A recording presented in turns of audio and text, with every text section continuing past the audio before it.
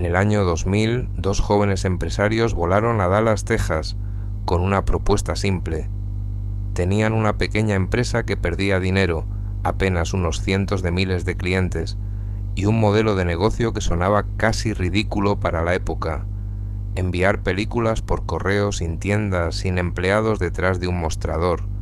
Le ofrecieron esa empresa a Blockbuster por $50 millones.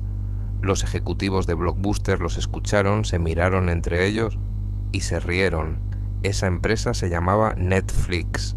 10 años después, Blockbuster estaba en bancarrota. Hoy Netflix vale más de $200.000 millones. Esta es la historia de cómo el gigante más grande del entretenimiento en video del mundo tuvo la oportunidad de comprar a su futuro asesino por el precio de un edificio de oficinas, y la dejó pasar. Y como vamos a ver, ese no fue ni siquiera su único error, fue apenas el primero de una lista muy larga. Bienvenidos a Archivo Oculto. Para entender por qué esta historia es tan dolorosa, primero hay que entender lo grande que llegó a ser Blockbuster. La empresa nació en 1985, en Dallas, fundada por David Cook, un ingeniero que vio una oportunidad de negocio en algo tan simple como alquilar películas en VHS. En apenas 3 años, para 1988, ya era la cadena de videoclubes más grande de Estados Unidos, con 800 tiendas. Y no se detuvo ahí. En 1992 cruzó el Atlántico y compró una cadena británica, sumando casi 3.000 tiendas más. Hacia el año 2000, Blockbuster tenía más de 9.000 locales en todo el mundo y 45 millones de usuarios registrados. Facturaba alrededor de $6.000 millones al año. Ir al videoclub un viernes por la noche no era solo un trámite, era un ritual familiar. Caminar por los pasillos, ver las carátulas, discutir qué película llevar mientras los niños corrían hacia la sección de dibujos animados. Blockbuster no vendía películas, vendía una experiencia. Y durante casi 20 años nadie pudo competir con eso. Pero detrás de ese imperio de tiendas azules y amarillas había una estructura que, con los años, se volvería un problema enorme. La mayoría de esas 9.000 tiendas no eran propiedad directa de Blockbuster, eran franquicias, empresarios locales que pagaban por usar la marca, operaban su propia tienda y se quedaban con buena parte de las ganancias del alquiler físico. Esto va a sonar poco importante ahora, pero anótenlo también, porque más adelante en esta historia, esa estructura de franquicias se convierte en una de las razones silenciosas por las que Blockbuster no pudo reaccionar a tiempo. Y todavía hay otro detalle en su modelo de negocio que, con el tiempo, se convertiría en una trampa mortal: las multas por devolución tardía.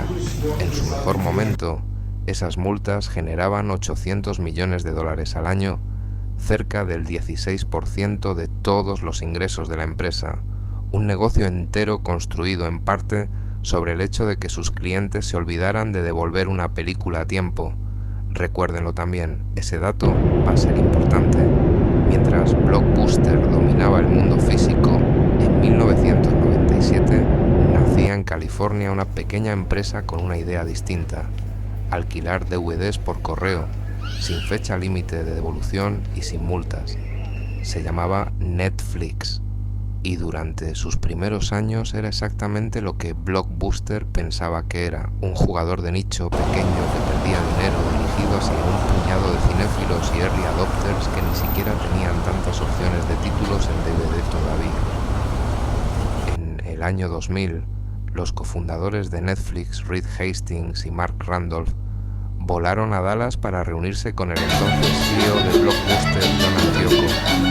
La propuesta era clara: Netflix se encargaría del negocio online, Blockbuster mantendría sus tiendas y construirían juntos un modelo combinado.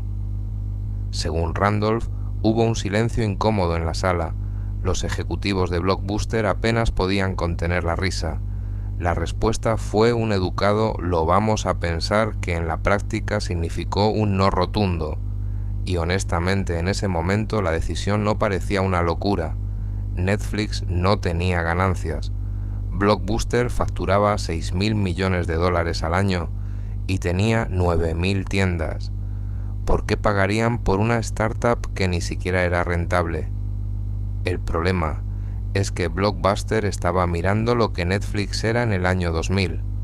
No estaba mirando lo que Netflix estaba construyendo para ser: la infraestructura de datos, la relación directa con el cliente y la experiencia sin fricción que años después harían obsoleta a la tienda física.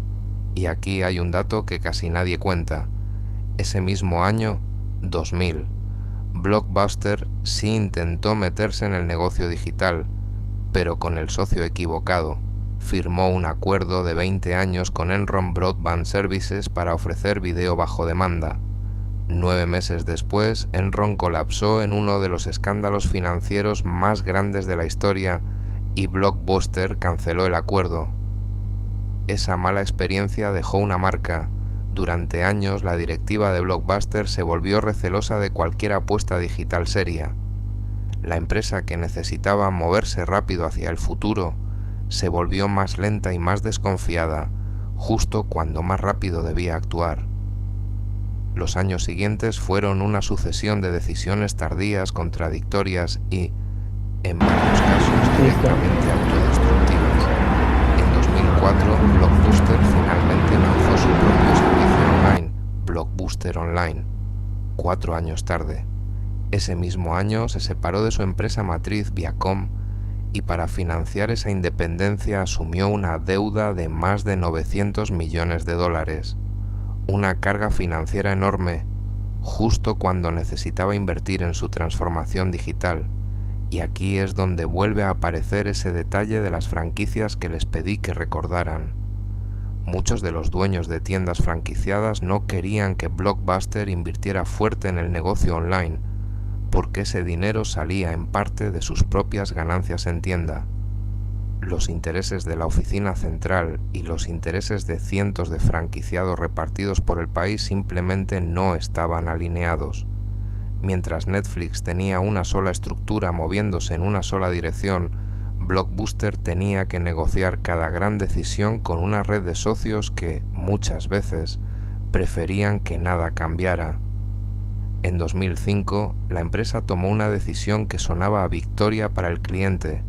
Eliminó las famosas multas por devolución tardía. El problema es el dato que mencionamos al principio. Esas multas representaban $800 millones al año.